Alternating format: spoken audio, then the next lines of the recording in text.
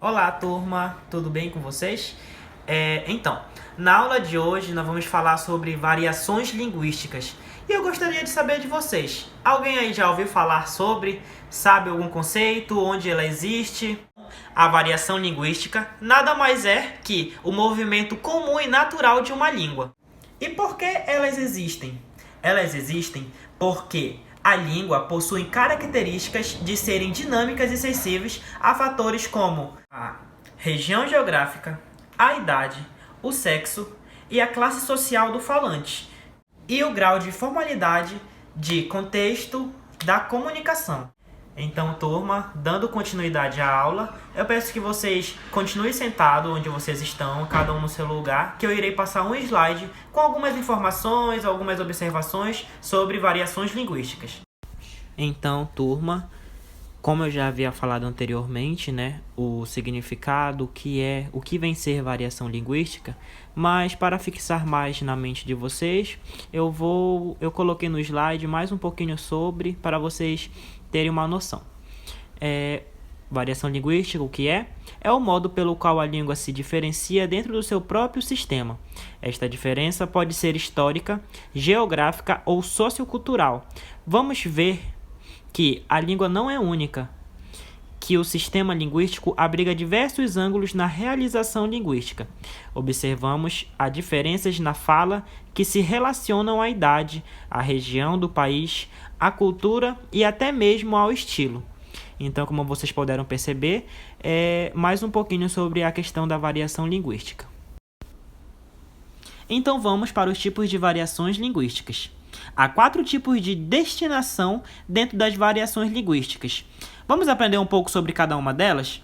Então, existem as variações históricas, como diacrônicas, as variações geográficas, ditas como diatópicas, as variações sociais, ditas como diastráticas, e, por fim, as variações estilísticas, ditas como diafásicas. Então, vamos começar com as variações históricas.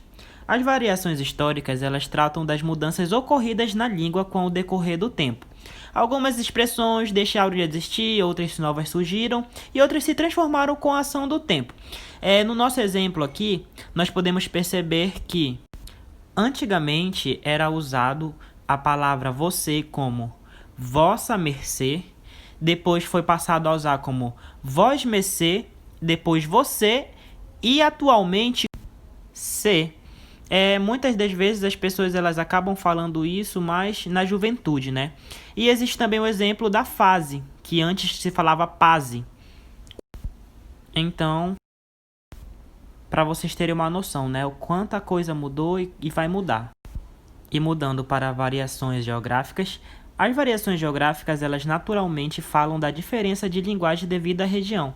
Não é preciso que a distância seja tão grande. Dentro do próprio Brasil, a gente pode perceber diferenças de léxicos, palavras ou de fonemas, sons e sotaques. Vamos dar exemplo. A palavra mandioca, aipim e macaxeira são as mesmas coisas, porém são usadas em determinados espaços geográficos diferentes, como mandioca, que é usada em São Paulo, o aipim no Rio de Janeiro e a palavra macaxeira usada no Nordeste. Já na variação social, as variações sociais elas são as diferenças de acordo com o grupo social do falante. Embora tenhamos visto como as gírias variam histórica e geograficamente, no caso da variação social, a gíria está mais ligada à faixa etária do falante, sendo dita como linguagem informal dos mais jovens, ou seja, as gírias atuais tendem a ser faladas pelos mais novos. Há ainda expressões informais ligadas a grupos sociais específicos. Um grupo de futebolista, por exemplo, pode usar a expressão carrinho, com significado específico que pode não ser entendido por um falante que não gosta de futebol, ou que será entendido de modo distinto por criança, por exemplo. E como vimos, as profissões também influenciam bastante nas variações sociais por meio dos termos técnicos, jargões. Contadores falam dos termos ativo e passivo para remeter a conceitos diferentes daqueles usados por linguistas. No entanto, em ambos os casos, ativo e passivo são conceitos muito mais específicos do que seu uso geral em outros grupos. E por fim, nas variações estilísticas, elas remetem ao contexto que exige a adaptação da fala ou ao estilo dela. Aqui entram as questões de linguagem formal, informal, adequação à norma padrão ou despreocupação com seu uso. O uso de expressões rebuscadas e o respeito a normas padrão do idioma remetem à linguagem tida como culta, que se opõe àquela linguagem mais coloquial e familiar. Na fala, o tom de voz acaba tendo papel importante também. Assim, o vocabulário e a maneira de falar com amigos provavelmente não serão os mesmos que em uma entrevista de emprego, e também serão diferentes daqueles usados para falar com pais e avós.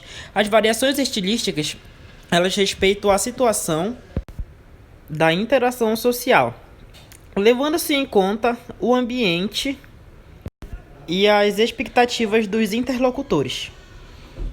Então, turma, vocês gostaram do assunto? Eu gostaria de agradecer a compreensão de cada um. Eu sei que às vezes a aula começa de um jeito, o assunto é um pouquinho meio que complicado, mas é bom, sempre bom a gente aprender um pouco mais, né? E no meio de tudo isso, hoje em dia a gente ainda consegue perceber que existem muitas pessoas com preconceito linguístico, né? Que acham que sua fala é melhor que a do outro, que o seu sotaque é melhor que o do outro, que determinadas regiões falam melhor que a região de outros, mas não é bem assim, a gente deve respeitar e cada um com seu cada um, né? Sabemos que o Brasil ele é um país de muita diversidade, é um país de muitos estados e muitas regiões diferentes e cabe a nós saber respeitar uns aos outros. E para finalizar, eu gostaria que vocês fizessem uma atividade, né, de 3 questões que eu vou passar para vocês. E no final da aula eu iria pegar o caderno de vocês e avaliar, tá bom? Isso vai ser como uma avaliação, eu gostaria de saber como vocês entenderam o assunto. E gostaria de agradecer muito pela compreensão e até a próxima aula. Tchau, tchau, turma!